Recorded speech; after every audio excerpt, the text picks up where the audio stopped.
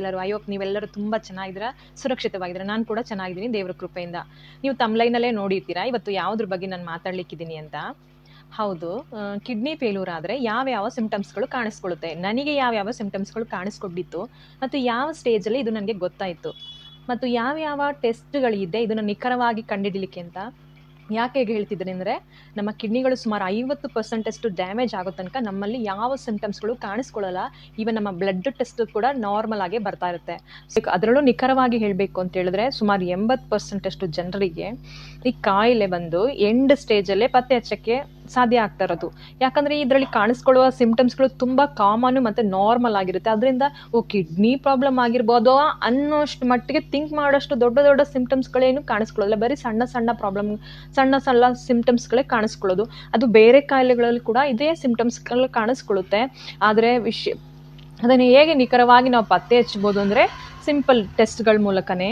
So ಯಾವುದೇ ಸಿಂಪ್ಟಮ್ಸ್ಗಳು ಕಾಣಿಸ್ಕೊಂಡ್ರು neglect ಮಾಡ್ದೇ ಅದನ್ನು ಯಾವ ಕಾರಣಕ್ಕಾಗಿ ಇದಾಗಿದೆ ಅಂತ ತಿಳ್ಕೊಳ್ಳೋದು ಒಳ್ಳೆಯದು. ಅದೊಂದೇ ಈ ಮಾರ್ಗ ಇರೋದು ಈ ಕಾಯಿಲೆಯನ್ನು ಅರ್ಲಿ ಸ್ಟೇಜಲ್ಲಿ ಕಂಡುಹಿಡಿದು ಅದನ್ನ ಪ್ರಿವೆಂಟ್ ಮಾಡಲಿಕ್ಕೆ.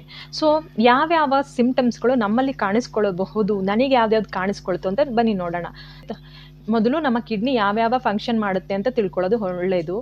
ಆಗ ಮಾತ್ರನೇ ಆ ಫಂಕ್ಷನ್ ಇತ್ತೋದಾಗ ಅದು ಯಾವ್ಯಾವ ಸಿಂಪ್ಟಮ್ಸ್ ನಮಗೆ ತೋರಿಸುತ್ತೆ ಅಂತ ತಿಳಿಯೋಕೆ ಅದು ಈಸಿ ಆಗುತ್ತೆ. ಫಸ್ಟ್ ಬಂದು ನಮ್ಮ ಕಿಡ್ನಿ ಬಂದು ನಮ್ಮ ದೇಹದಲ್ಲಿ ವಾಟರ್ ಬ್ಯಾಲೆನ್ಸ್ನ ಮೇಂಟೈನ್ ಮಾಡುತ್ತೆ. ಏನು ಮಾಡುತ್ತೆ ಅಂದರೆ, ನಮ್ಮ ದೇಹಕ್ಕೆ ಎಷ್ಟು ನೀರು ಬೇಕು ಬೇಡ ಅನ್ನೋದು ನಮ್ಮ ಕಿಡ್ನಿ ಡಿಸೈಡ್ ಮಾಡಿ, ನಾವು ಎಕ್ಸಸ್ ಆಗಿ ನೀರು ಕುಡಿದ್ರೆ ಯೂರಿನ್ ಮುಖಾಂತರ ನಮ್ಮ ದೇಹದಲ್ಲಿರುವ ವೇಸ್ಟ್ಗಳನ್ನ ಹೊರಗಡೆ ತಳ್ಳುತ್ತೆ. ಸಪೋಸ್ ನಾವು ನೀರು ಕುಡ್ದಿಲ್ಲ ಅಂದರೆ ಏನು ಕಿಡ್ನಿ ಸ್ಟ್ರೈಕ್ ಮಾಡುತ್ತಾ? ಇಲ್ಲ. ಅವಾಗ ಕೂಡ ಕಿಡ್ನಿ ನಿರಂತರವಾಗಿ ಅದನ್ನ ಕೆಲಸವನ್ನು ಮಾಡ್ತಾ ಇರುತ್ತೆ. ಒಂದು ದಿನಕ್ಕೆ ನಮ್ಮ ಕಿಡ್ನಿ ಸುಮಾರು 200 ಲೀಟ್ರಷ್ಟು ಬ್ಲಡ್ನ ಕ್ಲೀನ್ ಮಾಡುತ್ತೆ, ಕೆಲಸ ಮಾಡ್ತಾ ಇರುತ್ತೆ. ಅದನ್ನು ನಿಲ್ಲಿಸೋದಿಲ್ಲ ಯಾವ ಕಾರಣಕ್ಕೂ. ಸಪೋಸ್ ನಾವು ನೀರು ಕುಡ್ದಿಲ್ಲ ಅಂದರೂ ಕೂಡ ಅದು ತುಂಬ ಕಷ್ಟಪಟ್ಟು ಏನು ಮಾಡುತ್ತೆ, ಅದಕ್ಕಂತೂ ದೇಹದಿಂದ ಕೆಟ್ಟದನ್ನ ಹೊರಗೆ ಹಾಕಲೇಬೇಕು. ಅದ್ರ ಡ್ಯೂಟಿ ಅದು. ನಮ್ಮ ಡ್ಯೂಟಿ ನಾವು ನೀರು ಕುಡಿಯೋಕ್ಕೆ ಮರೆತರೂ ಕೂಡ ಅದರ ಡ್ಯೂಟಿ ಅದು ಮರೆಯೋಕ್ಕಾಗಲ್ಲ ಅಲ್ವಾ. ಅದು ಕಷ್ಟಪಡುತ್ತೆ, ಅದ್ರಿಗೆ ಅದು ಎಫೆಕ್ಟ್ ಆಗುತ್ತೆ. ಸೊ ಅದರಿಂದನೇ ನೀರು ಚೆನ್ನಾಗಿ ಕುಡಿಯಿರಿ ಅಂತ ಹೇಳೋದು. ಸೊ ನಮ್ಮ ದೇಹದಲ್ಲಿ ಅದು ಕಿಡ್ನಿ ಏನು ಮಾಡುತ್ತೆ ಅಂತ ಹೇಳಿದ್ರೆ, ಇನ್ನು ನಮ್ಮ ವಾಟರ್ ಫಿಲ್ಟರ್ ಇದೆಯಲ್ಲ, ಸೇಮ್ ಅದೇ ಥರ. ಇದಕ್ಕೊಂದು ಸಣ್ಣ ಡಿಫ್ರೆನ್ಸ್ ಇದೆ. ನಮ್ಮ ವಾಟರ್ ಫಿಲ್ಟರ್ ಏನು ಮಾಡುತ್ತೆ ಅಂದರೆ, ಅದರೊಳಗಡೆ ಇರೋ ಕಲ್ಮಶಗಳನ್ನೆಲ್ಲ ಆ ಫಿಲ್ಟರ್ ಒಳಗಡೆ ಹಿಡಿದಿಟ್ಕೊಳ್ಳುತ್ತೆ ಮತ್ತು ಶುದ್ಧವಾದ ನೀರನ್ನ ಹೊರಗಡೆ ಕಳಿಸುತ್ತೆ. ಆದರೆ ನಮ್ಮ ಕಿಡ್ನಿ ಹಾಗಲ್ಲ. ಏನು ಮಾಡುತ್ತೆ ಅಂದರೆ, ನಮ್ಮ ದೇಹದಲ್ಲಿ ಬೇಡವಾದದನ್ನ ಹೊರಗಡೆ ತಳ್ಳುತ್ತೆ ಮತ್ತು ಎಕ್ಸಸ್ ಆಗಿರೋದು, ನಮ್ಮ ದೇಹಕ್ಕೆ ಇಷ್ಟೇ ಕ್ಯಾಲ್ಶಿಯಂ ಬೇಕು, ಇಷ್ಟೇ ಫಾಸ್ಫರಸ್ ಬೇಕು, ಇಷ್ಟೇ ಸೋಡಿಯಂ ಬೇಕು, ಇದೆಲ್ಲ ಇದೆ ಅಲ್ವಾ, ಅದು ಅಷ್ಟು ಮಾತ್ರ ಒಳಗಡೆ ಇಟ್ಕೊಂಡು ಬೇಡದಿರೋದು ಏನು ಮಾಡುತ್ತೆ ಹೊರಗಡೆ ತಳ್ಳುತ್ತೆ. ಮತ್ತು ದೇಹಕ್ಕೆ ಬೇಕಾಗಿರೋದನ್ನ ಹೀರ್ಕೊಳ್ಳುತ್ತೆ. ಎಲ್ಲಾನು ಹೊರಗಡೆ ತಳ್ಳೋಲ್ಲ, ಬೇಕಾಗಿರೋದನ್ನ ಹೀರ್ಕೊಳ್ಳುತ್ತೆ. ಇದನ್ನು ಮೊದಲು ಮಾಡುತ್ತೆ. ಸೊ ಸಪೋಸ್ ನಮ್ಮ ಕಿಡ್ನಿಗಳು ಡ್ಯಾಮೇಜ್ ಆದರೆ ಇದಕ್ಕೆ ಏಟಾಗುತ್ತೆ. ಆಗ ಏಟಾದಾಗ ಏನಾಗುತ್ತೆ, ನಮ್ಮ ದೇಹದಲ್ಲಿ ವಾಟರ್ ಬ್ಯಾಲೆನ್ಸ್ ಅದನ್ನು ಮಾಡೋಕ್ಕಾಗಲ್ಲ. ಅದು ಏನಾಗುತ್ತೆ ಅಂತ ಹೇಳಿದ್ರೆ, ನಮ್ಮ ದೇಹದಲ್ಲಿ ನೀರು ಹೆಚ್ಚಾಗಿ ಶೇಖರಣೆ ಆಗೋಕ್ಕೆ ಸ್ಟಾರ್ಟ್ ಆಗುತ್ತೆ. ನಮ್ಮ ಕಾಲ್ಗಳು, ನಮ್ಮ ಕೆನ್ನೆ, ನಮ್ಮ ಕಣ್ಣಿನ ಸುತ್ತ, ನಮ್ಮ ಕೈ, ಇದು ಏನು ಹೇಳ್ತಾರೆ ಇದಕ್ಕೆ, ಮಡಿಕಟ್ಟು, ಈ ಜಾಗ ಎಲ್ಲ ಏನಾಗುತ್ತೆ ಅಂದರೆ ಊದ್ಕೊಳ್ಳೋಕ್ಕೆ ಸ್ಟಾರ್ಟ್ ಆಗುತ್ತೆ. ನಮ್ಮ ಕಿಡ್ನಿ ಇನ್ನೇನು ಮಾಡುತ್ತೆ ಅಂತ ಹೇಳಿದ್ರೆ, ನಮ್ಮ ದೇಹದ ಎಲೆಕ್ಟ್ರೋಲೈಟ್ಸ್ನ ಮೇಂಟೈನ್ ಮಾಡುತ್ತೆ. ನಮ್ಮ ದೇಹದ ಎಲೆಕ್ಟ್ರೋಲೈಟ್ಸ್ ಅಂದರೆ ಏನು? ಕ್ಯಾಲ್ಶಿಯಂ, ಕ್ಯಾಲ್ಶಿಯಂ ಮಿನರಲ್ಸ್ ಇದೆಯಲ್ಲ, ಕ್ಯಾಲ್ಶಿಯಂ, ಫಾಸ್ಫರಸ್, ಸೋಡಿಯಂ, ಮೆಗ್ನೀಷಿಯಮ್ ಮತ್ತು ಇನ್ನೇನು ಬರುತ್ತೆ, ಇದನ್ನೆಲ್ಲ ಕಿಡ್ನಿ ಬಂದು ಮೇಂಟೈನ್ ಮಾಡುತ್ತೆ. ಹೇಗೆ ಮೇಂಟೈನ್ ಮಾಡುತ್ತೆ ಅಂದರೆ, ಈ ಸೋಡಿಯಂ ಇದೆಯಲ್ವಾ, ಈ ಸೋಡಿಯಂದು ಕೆಲಸ ಏನು ಗೊತ್ತಾ, ನಮ್ಮ ದೇಹದಲ್ಲಿ ಈ ನಮ್ಮ ಬಾಡಿ ಮಾಯ್ಶ್ಚರೈಸರ್ ಇದೆಯಲ್ಲ, ಅದ್ರ ಕೆಲಸ ಅದು ಮಾಡುತ್ತೆ. ಸಪೋಸ್ ಈಗ ಒಂದು ಸಣ್ಣ ಉದಾಹರಣೆ ಹೇಳಬೇಕು ಅಂತ ಹೇಳಿದ್ರೆ, ಈ ಬಸ್ ಕಂಡಕ್ಟರ್ ನೋಡಿದಿರಲ್ಲ, ಬಸ್ದು ಕಂಡಕ್ಟರ್ ಇರ್ತಾರಲ್ವ, ಅವರು ಫುಲ್ಲು ರಶ್ ಆಗಿರುತ್ತೆ ಬಸ್ಸು. ಆದರೂ ಬನ್ನಿ ನಾನು ಸೀಟ್ ಕೊಡಿಸ್ತೀನಿ, ಕರ್ಕೊಂಡು ಹೋಗ್ತೀನಿ ನಿಮ್ಮನ್ನ ಅಂತೇಳ್ಬಿಟ್ಟು ಎಲ್ಲಾದರೂ ಒಂದು ಜಾಗ ಇದ್ದಕ್ಕೆ ಕರ್ಕೊಂಡೋಗಿ ಅದನ್ನ ಕೂರಿಸ್ಬಿಡ್ತಾರಲ್ವ. ಅದೇ ಕೆಲಸನ ನಮ್ಮ ಈ ಸೋಡಿಯಂ ಮಾಡುತ್ತೆ. ಏನು ಮಾಡುತ್ತೆ ಅಂದರೆ, ನಮ್ಮ ನೀರು ಇದೆಯಲ್ವಾ, ನಾವು ಕುಡಿಯೋ ನೀರನ್ನ ನಮ್ಮ ದೇಹದ ಎಲ್ಲ ಭಾಗಕ್ಕೂ ಸಪ್ಲೈ ಮಾಡೋ ಕೆಲಸನ ಇದು ಏನು ಮಾಡುತ್ತೆ, ಇದು ಸಪ್ಲೈ ಮಾಡೋಕ್ಕೆ ಈ ಸೋಡಿಯಂ ಹೆಲ್ಪ್ ಮಾಡುತ್ತೆ. ಸೊ ನಮ್ಮ ಕಿಡ್ನಿಗಳು ಡ್ಯಾಮೇಜ್ ಆದಾಗ ಏನಾಗುತ್ತೆ ಅಂದರೆ, ಈಗ ಸೋಡಿಯಂಗೆ ಅದೇನು ಗೊತ್ತಿಲ್ಲ, ಈ ಕಿಡ್ನಿಗೆ ಕೆಲಸ ಮಾಡೋಕ್ಕಾಗ್ತಾ ಇಲ್ಲ, ಅದರಿಂದ ನಾವು ಈ ರೀತಿ ನೀರನ್ನ ತೊಗೊಂಡೋಗಿ ಎಲ್ಲ ಜಾಗಕ್ಕೆ ಸೇರಿಸಿದ್ರೆ ಅದು ನೀರನ್ನ ಮತ್ತೆ ದೇಹದಿಂದ ಎಲ್ಲ ಎಳ್ಕೊಂಡು ಅದನ್ನ ಕ್ಲೀನ್ ಮಾಡಿ ಹೊರಗಡೆ ತಳ್ಳೋಕ್ಕೆ ಅದಕ್ಕಿಂತ ಆಗ್ತಾ ಇಲ್ಲ ಅಂತ ಅದಕ್ಕೆ ಗೊತ್ತಾಗಲ್ಲ. ಅದು ಅದ್ರ ಕೆಲಸ ನಿಲ್ಲಿಸಲ್ಲ. ಆಗೇನು ಮಾಡುತ್ತೆ ಅಂದರೆ ನಮ್ಮ ದೇಹದಿಂದ ನೀರು ಹೊರಗಡೆ ಹೋಗ್ತಾ ಇಲ್ಲ, ಆದರೆ ನಮ್ಮ ಸೋಡಿಯಂ ಕೆಲಸ ನಿಲ್ಲಿಸ್ತೇನೆ. ಯಾವ್ಯಾವ ಖಾಲಿ ಜಾಗ ಇದೆಯಪ್ಪ ಬನ್ನಪ್ಪ ನೋಡೋಣ ಅಂತ ಹೇಳ್ಬಿಟ್ಟು ಎಲ್ಲ ಸರ್ಚ್ ಮಾಡಿ, ಖಾಲಿ ಜಾಗ ಯಾವ್ದ್ಯಾವ್ದಿದೆ, ಹಾರ್ಟಲ್ಲಿದೆ, ಹಾರ್ಟಲ್ಲಿ ತೊಗೊಂಡೋಗಿ ಸ್ವಲ್ಪ ಸೇರಿಸ್ಬಿಡೋದು, ಲಂಗ್ಸಲ್ಲಿ ಸೇರಿಸ್ಬಿಡೋದು, ಮತ್ತು ಹೊಟ್ಟೆಲಿ ಸೇರಿಸ್ಬಿಡೋದು. ಈ ಕೆಲಸ ಎಲ್ಲ ಈ ಸೋಡಿಯಂ ಮಾಡುತ್ತೆ. ಸೊ ಹಾಗೇನು ಸಪೋಸ್ ಈಗ ನಮ್ಮ ಲಂಗ್ಸ್ ಒಳಗಡೆ ನೀರು ಸೇರ್ಕೊಳ್ತು ಅಂತ ಇಟ್ಕೊಳ್ಳಿ, ಆಗೇನಾಗುತ್ತೆ, ನಮ್ಮ ಲಂಗ್ಸ್ ಏನು ಮಾಡುತ್ತೆ, ಈ ರೀತಿ ಕೆಲಸ ಮಾಡುತ್ತೆ ಅಲ್ವಾ, ನೀವು ನೋಡಿ ಈ ರೀತಿ ಗಾಳಿನ ಒಳಗಡೆ ಎಳ್ಕೊಳ್ಳೋದು, ಹೊರಗಡೆ ಬಿಡೋದು, ಈ ಕೆಲಸ ಮಾಡುತ್ತೆ. ಸಪೋಸ್ ನಮ್ಮ ದೇಹ ಅದೊಂದು ತುಂಬ ಸ್ಪಾಂಜಿ ಅದು ನಮ್ಮ ಏನದು ಲಂಗ್ಸ್, ಇಲ್ಲೂ ಹೋಗಿ ನೀರು ಸೇರ್ಕೊಂಡಾಗ ಏನಾಗುತ್ತೆ, ಅದು ವೇಟಿಗೆ ಅದು ಎದ್ದೇಳೋಕ್ಕೆ ಆಗಲ್ಲ ಮೇಲೆ.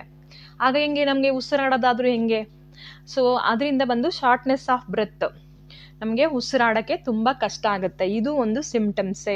ಇದು ಬಂದು ಈ ನಮ್ಮ ಕಿಡ್ನಿ ಪ್ರಾಬ್ಲಮಿಂದ ಮಾತ್ರ ಅಲ್ಲ, ಬೇರೆ ಹಾರ್ಟ್ ಪ್ರಾಬ್ಲಮಿಂದನೂ ಇದಾಗುತ್ತೆ. ಮತ್ತು ಅಸ್ತಮಾ, ಬೇರೆ ಏನಾದರೂ ಯಾವ ಕಾರಣಕ್ಕೆ ಒಟ್ಟಿನಲ್ಲಿ ಈ ಶಾರ್ಟ್ನೆಸ್ ಆಫ್ ಬ್ರೆತ್ ನಿಮಗೆ ಬರ್ತಿದೆ ಅಂದರೆ ಯಾವ ಕಾರಣಕ್ಕಾಗಿ ಇದು ಬರ್ತಿದೆ ಅದನ್ನು ಒಂದ್ಸಲ ನೀವೊಂದು ಚೆಕ್ ಮಾಡಿಸ್ಕೊಳ್ಳೋದು ಒಳ್ಳೆಯದು. ಅದರಿಂದನೇ ಕಿಡ್ನಿ ಪೇಷಂಟ್ಸ್ಗೆ ನೀವು ಉಪ್ಪು ಜಾಸ್ತಿ ತಗೋಬೇಡಿ. ಉಪ್ಪಲ್ಲಿ ಏನಿದೆ, ಸೋಡಿಯಂ ಇದೆ. ಸೋಡಿಯಂ ಏನು ಮಾಡುತ್ತೆ, ಈ ಕೆಲಸ ಮಾಡುತ್ತೆ, ನೀರನ್ನ ತಗೊಂಡೋಗಿ ಖಾಲಿ ಜಾಗದಲ್ಲೆಲ್ಲ ತೂರಿಸಿಡುತ್ತೆ. ಅದರಿಂದ ನಮಗೆ ಬೇರೆ ಬೇರೆ ಪ್ರಾಬ್ಲಮ್ಗಳು ಬರ್ತಾ ಹೋಗುತ್ತೆ. ನೀರು ಬಂದು ಲಂಗ್ಸ್ ಒಳಗಡೆ ಹಲೋ ಇಲ್ಲ, ಇದರಲ್ಲಿಲ್ಲ, ಹಾರ್ಟಲ್ಲಿಲ್ಲ, ಅಲ್ಲಿ ಹೋದರೆ ಹೋಗಬಾರ್ದು ಜಾಗಕ್ಕೆ ಹೋದರೆ ನಮಗೆ ಬರಬಾರದು ರೋಗ, ಮತ್ತೆ ಎಕ್ಸ್ಟ್ರಾ ಒಂದೊಂದು ರೋಗ. ಕಿಡ್ನಿ ಪ್ರಾಬ್ಲಮ್ ಅಲ್ಲದೆ ಎಕ್ಸ್ಟ್ರಾ ಲಂಗ್ಸಲ್ಲಿ ಒಂದು ಪ್ರಾಬ್ಲಮ್, ನೀರು ಸೇರ್ಕೊಂಡು ಅಲ್ಲಿ ಪಾಚಿ ಕಟ್ಟಿದ ರೀತಿಯೆಲ್ಲ ಆದಾಗ ಲಂಗ್ಸಲ್ಲಿ ಇನ್ನೊಂದು ಪ್ರಾಬ್ಲಮ್, ಹಾರ್ಟಲ್ಲಿ ಇನ್ನೊಂದು ಪ್ರಾಬ್ಲಮ್, ಎಕ್ಸ್ಟ್ರಾ ಟಿಕ್ ಮಾರ್ಕ್ ಹಾಕ್ಕೊಂಡು ಹೋಗಬೇಕಾಗತ್ತೆ. ಸೊ ಅದರಿಂದನೇ ಕಿಡ್ನಿ ಪೇಷಂಟ್ಗೆ ಸೋಡಿಯಂ ತೊಗೊಬೇಡಿ, ಉಪ್ಪು ತೊಗೊಬೇಡಿ. ಮತ್ತು ಉಪ್ಪು ತೊಗೊಬೇಡಿ ಅಂದರೆ ಶುದ್ಧವಾಗಿ ನಿಲ್ಲಿಸಿ ಅಂತಲ್ಲ, ಯಾಕಂದರೆ ನಮ್ಮ ದೇಹಕ್ಕೆ ನ್ಯೂಟ್ರಿಷನ್ ಬೇಕು. ಆಲ್ರೆಡಿ ನಮ್ಮ ಕಿಡ್ನಿ ಪ್ರಾಬ್ಲಮಿಂದ ಏನಾಗುತ್ತೆ ಅಂತ ಹೇಳಿದ್ರೆ, ನಮ್ಮ ದೇಹದಲ್ಲಿ ವೇಸ್ಟ್ ಸೇರ್ಕೊಳ್ತಾ ಹೋಗ್ತಾ ಏನಾಗುತ್ತೆ ಅಂದರೆ, ಈ ನಮ್ಮ ದೇಹದಲ್ಲಿ ವೇಸ್ಟ್ ಸೇರ್ಕೊಂಡು ಹೋಗ್ತಾ ನಮ್ಮ ಟೇಸ್ಟ್ ಬರ್ಡ್ಸ್ ಇದೆಯಲ್ಲ, ನಮ್ಮ ನಾಲಿಗೆ ಟೇಸ್ಟ್ ಬರ್ಡ್ಸ್ ಎಲ್ಲ ಸತ್ತೋದಂಗೆ ಆಗ್ಬಿಡುತ್ತೆ. ಸೊ ನಮಗೆ ಟೇಸ್ಟ್ ಬರ್ಡ್ಸ್ ಇರಲ್ಲ. ನೆಕ್ಸ್ಟು ಇನ್ನೊಂದು ಸಿಂಪ್ಟಮ್ಸ್ ಅಂದರೆ ನಮಗೆ ಹಸಿವೇ ಇರಲ್ಲ. ಹಸಿವು ನನಗೆಲ್ಲ ಏನಾಗಿತ್ತು ಅಂದರೆ, ಈ ನನಗೆ ಸ್ಟಾರ್ಟಿಂಗಿಂದ ಮತ್ತು ಡಯಾಲಿಸಿಸ್ ಅದೆಲ್ಲ ಆಗಿ ಏನಾಗುತ್ತೋ ಅಂತ ಹೇಳಿದ್ರೆ, ಡಯಾಲಿಸಿಸ್ ಆಗೋಕ್ಕಿಂತ ಮುಂಚೆನೇ ಈ ಹಸಿವು ಅನ್ನೋದೇ ಯಾವ ಥರದೊಂದು ಫೀಲಿಂಗ್ ಅನ್ನೋದೇ ಮರ್ತೋಗ್ಬಿಟ್ಟಿತ್ತು. ಒಳಗಡೆನೆ ಹೋಗಲ್ಲ, ನಾವು ಕಷ್ಟಪಟ್ಟು ತುರುಕಿದ್ರು ಕೂಡ ಅದು ರಿಟರ್ನ್ ಬರೋ ಒಂಥರ ಇದು. ಸೊ ಆದ್ರಿಂದ ಈ ಉಪ್ಪು ವಿಷಯ ಅಲ್ವಾ ಮಾತಾಡ್ತಿದ್ದು, ಉಪ್ಪು ನಾವು ಸರಿಯಾಗಿ ಆಗದಿದ್ರೆ ಹೆಂಗೆ ಊಟ ಮಾಡೋಕ್ಕೆ ಆಗಲ್ಲ. ಸೊ ನಾವು ಉಪ್ಪೇ ಸೇರಿಸ್ಲಿ ಅಂದರೆ ಹೆಂಗೆ ನಮಗೆ ಊಟ ಇಳಿಯೋಕ್ಕಾಗಲ್ಲ. ಸೊ ಅದನ್ನ ಹೆಂಗೆ ಸೇರಿಸೋದು ಅದನ್ನ ಖಂಡಿತವಾಗಲೂ ನೆಕ್ಸ್ಟ್ ವಿಡಿಯೋದಲ್ಲಿ ಬೇಗ ನಾನು ಪೋಸ್ಟ್ ಮಾಡ್ತೀನಿ. ಉಪ್ಪನ್ನ ನಾವು ಹೆಂಗೆ ತೊಗೊಬೇಕು ಅಂದರೆ, ನಾವು ಟೇಸ್ಟ್ಲೆಸ್ ಆಗಿ ತಿನ್ನಬೇಕು ಅಂತ ಯಾರೂ ನಮ್ಮ ಹತ್ರ ಹೇಳಿಲ್ಲ. ನಾವು ಉಪ್ಪನ್ನ ಯಾವ ರೀತಿ ತೊಗೊಂಡ್ರೆ ನಮ್ಮ ಟೇಸ್ಟಿಗೂ ವ್ಯತ್ಯಾಸ ಬರ್ದೇನೆ ನಾವು ಸರಿಯಾಗಿ ಮೇಂಟೈನ್ ಮಾಡ್ಬೋದು ಅಂತ ನೆಕ್ಸ್ಟ್ ವಿಡಿಯೋದಲ್ಲಿ ಹೇಳ್ತೀನಿ. ಸೊ ವಾಟರ್ ಬ್ಯಾಲೆನ್ಸಲ್ಲಿ ಈ ಸೋಡಿಯಂ, ಈ ಉಪ್ಪು ತುಂಬ ಮುಖ್ಯವಾದದ್ದು. ಅದನ್ನು ನೀವು ನೋಟ್ ಮಾಡಿರ್ತೀರಾ. ನಮಗೆ ಸ್ವೆಲ್ಲಿಂಗ್ ಬರುತ್ತೆ, ಮೆಡಿಕಲ್ ಲ್ಯಾಂಗ್ವೇಜಲ್ಲಿ ಅದನ್ನೇನು ಹೇಳ್ತಾರೆ, ಎಡಿಮಾ ಅಂತ ಹೇಳ್ತಾರೆ. ಓಕೆ, ಸೊ ಇದನ್ನು ನೀವು ನೋಟಿಸ್ ಮಾಡ್ಬೋದು. ಸಪೋಸ್ ನಾವೀಗ ಟ್ರಾವೆಲ್ ಮಾಡ್ತಾ, ಒಬ್ಬೊಬ್ಬರಿಗೆ ಟ್ರಾವೆಲ್ ಮಾಡಿದ್ರೆ ಸಡನ್ನಾಗಿ ಊದ್ಕೊಬಿಡುತ್ತೆ, ಕಾಲುಗಳು ಊದ್ಕೊಬಿಡುತ್ತೆ. ಸೊ ಅದನ್ನು ಅವ್ರು ಕಾಮನ್ ಅಂತ ಬಿಟ್ಬಿಡ್ತಾರೆ. ಅದು ಕಾಮನ್ ಆಗಿರ್ಲಿಕ್ಕಿಲ್ಲ, ನಿಜವಾಗ್ಲೂ ಅದು ಕಾಮನ್ ಆಗಲಿಕ್ಕಿಲ್ಲ. ಯಾವ ಕಾರಣಕ್ಕಾಗಿ ಅದಾಗ್ತಿದೆ, ಈ ಸ್ವೆಲ್ಲಿಂಗ್ ಬಂದು ಎಡಿಮಾ ಅಂತ ಹೇಳ್ತಾರೆ ಕಾಲುಗಳಲ್ಲಿ. ಅದು ಬಂದು ಈ ಕಿಡ್ನಿ ಪ್ರಾಬ್ಲಮ್ ಇದ್ದರೆ ಬರುತ್ತೆ, ಮತ್ತು ಲಿವರ್ ಪ್ರಾಬ್ಲಮ್ ಇದ್ರೂ ಕೂಡ ಬರುತ್ತೆ. ಮತ್ತು ಇದು ವೆರಿಕೋಸ್ ವೆಯ್ನ್ ಇರ್ತಾರಲ್ಲ ಅವ್ರಿಗೆ ಕೂಡ ಈ ರೀತಿ ಕಾಲುಗಳು ಊದ್ಕೊಳ್ಳುತ್ತೆ. ಮತ್ತು ಬೇರೆ ಯಾವ ಕಾರಣಕ್ಕಾಗಿ, ಇದೊಂದೇ ನೀವು ಈ ವಿಷಯನ ನೆನಪಲ್ಲಿ ಇಟ್ಕೊಳ್ಳಿ. ಯಾವ ಕಾರಣಕ್ಕಾಗಿ ಇದಾಗ್ತಿದೆ ಅದನ್ನು ನೀವು ಪತ್ತೆ ಹಚ್ಚಬೇಕು, ಅದನ್ನ ನೆಗ್ಲೆಕ್ಟ್ ಮಾಡೋಕ್ಕೆ ಹೋಗಬಾರ್ದು. ನೆಕ್ಸ್ಟ್ ಇನ್ನೇನು ಅಂದರೆ, ಇನ್ನೇನು ಮಾಡುತ್ತೆ ಅಂತ ಹೇಳಿದ್ರೆ, ನಮ್ಮ ದೇಹದ ನಮ್ಮ BP-ನ ಮೇಂಟೈನ್ ಮಾಡುತ್ತೆ. ನಮ್ಮ BP-ನ ಮೇಂಟೈನ್ ಮಾಡೋದ್ರಲ್ಲಿ ನಮ್ಮ ಕಿಡ್ನಿಗಳೇ ತುಂಬ ಮುಖ್ಯವಾದ ಪಾತ್ರ ವಹಿಸೋದು. ಸೊ ಕಿಡ್ನಿಗೂ ಹಾರ್ಟಿಗೂ ಡೈರೆಕ್ಟ್ ಕನೆಕ್ಟ್ ಆಯ್ತಲ್ವ? ಹೌದು, ನಮ್ಮ ದೇಹದಲ್ಲಿ ಶುದ್ಧ ಮಾಡಿದ ಬ್ಲಡ್ಡನ್ನೆಲ್ಲ ಕಳಿಸೋದೆಲ್ಲಿಗೆ, ಹಾರ್ಟಿಗೆ ಅಲ್ವಾ? ಸೊ ನಮ್ಮ BP ಬಂದು ಇದಕ್ಕೆ ಡ್ಯಾಮೇಜ್ ಆದಾಗ ಇದು ಸರಿಯಾಗಿ ಕೆಲಸ ಮಾಡೋಕ್ಕಾಗ್ತಾಯಿಲ್ಲ, ಒಳಗೆ ಹೋಗೋದು ಬರೋದು ಎಲ್ಲ ವ್ಯತ್ಯಾಸ ಆಗ್ತದೆ. BP ಅಬ್ನಾರ್ಮಲ್ ಆದರೆ ಏನಾಗುತ್ತೆ, ಹಾರ್ಟ್ಗೆ ಡೈರೆಕ್ಟ್ ಅಟ್ಯಾಕ್ ಆಗುತ್ತಲ್ವಾ? ಸೊ BP ಅಬ್ನಾರ್ಮಲ್ ಆಗ್ತದೆ. BP ಸಡನ್ ನಿಮಗೆ ಏನಾದರೂ ಚೇಂಜಸ್ ಆಗ್ತದೆ ಅಂತ ಆದರೆ ಒಂದ್ಸಲ ಅದನ್ನ ಚೆಕ್ ಮಾಡಿಸ್ಕೊಳ್ಳೋದು. BP ಅಬ್ನಾರ್ಮಲ್ ಇದೆ ಅಂತ ಹೇಳಿದ್ರೆ 100% ನಿಮ್ಮ ಕಿಡ್ನಿನ ಒಂದ್ಸಲ ಚೆಕ್ ಮಾಡಿಸ್ಲೇಬೇಕು.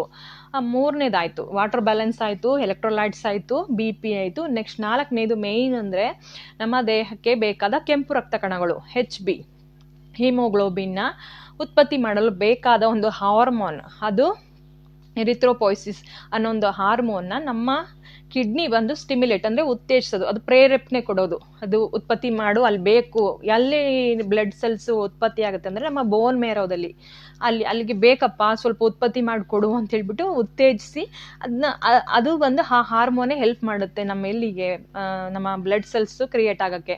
ಸೊ ಇಲ್ಲಿ ಇದು ಆಗ್ತಾನೆ ಇಲ್ಲ, ಈ ಕೆಲಸ ಏನಾಗುತ್ತೆ ಕಮ್ಮಿ ಆಗ್ಬಿಡುತ್ತೆ. ಕಮ್ಮಿ ಆಗ್ತಾ ಏನಂದರೆ HB ಲೆವೆಲ್ ಅಲ್ಲಿ ಉತ್ಪತ್ತಿ ಮಾಡೋಕೆ ಆಗ್ತಾ ಇಲ್ಲ. ಬ್ಲಡ್ನಾಗ HB ಲೆವೆಲ್ ಡೌನ್ ಆಗ್ತಾ ಇದೆ. ಈಗ ಸಪೋಸ್ ನಿಮಗೆ ಮೇಲಾದರೆ 12-13 ಇರುತ್ತೆ, ಫಿಮೇಲ್ ಆದರೆ 10-11-12 ಇರುತ್ತೆ. ಸಪೋಸ್ ಡೌನ್ ಆಗ್ತಾ ಬರ್ತಿದೆ, ಡೌನ್ ಆಗ್ತಾ ಬಂದು ಅನಿಮಿಯಾ ಆಗ್ತಿದೆ. ಅನಿಮಿಯಾ ಆದಾಗ ಏನಾಗುತ್ತೆ ಅಂದರೆ ಸುಸ್ತಾಗುತ್ತೆ. ಸುಸ್ತು ಕೂಡ ಒಂದು ಮೇನ್ ಸಿಂಪ್ಟಮ್ಸೇ. ಸುಮ್ಮನೆ ಸುಸ್ತಾಗ್ತದೆ, ಕೂತಿದ್ರೆ ನಿಂತಿದ್ರೆ ಏನು ಕೆಲಸನೇ ಮಾಡುತ್ತಲ್ಲ, ಆಗ್ಲಿದ್ರು ಸುಮ್ಮನೆ ಸುಸ್ತಾಗ್ತದೆ ಅಂತ ಹೇಳಿದ್ರೆ ರೆಗ್ಯುಲರ್ ಆಗ್ತಾ ಇರಬೇಕು. ಒಂದಿನ 2 ದಿನಕ್ಕೇನಲ್ಲ, ರೆಗ್ಯುಲರ್ ಆಗಿ ಹಿಂಗೆ ಆಗ್ತಿದೆ. ಏನಕ್ಕೆ ಸುಸ್ತಾಗ್ತದೆ ಗೊತ್ತಾಗ್ತಿಲ್ಲ, ಒಂದ್ಸಲ ನೀವು ಚೆಕ್ ಮಾಡಬೇಕು ಏನಕ್ಕೆ ಆಗ್ತಿದೆ ಸುಸ್ತು ಅನ್ನೋದು ಖಂಡಿತ ತಿಳ್ಕೊಳ್ಳೇಬೇಕು. HB ಲೆವೆಲ್ ಡೌನ್ ಆಗ್ತಾ ಬರ್ತಿದೆ ಅಂದ್ರೆ ಅದು ಒಂದು ಸಿಂಪ್ಟಮ್ಸೇ.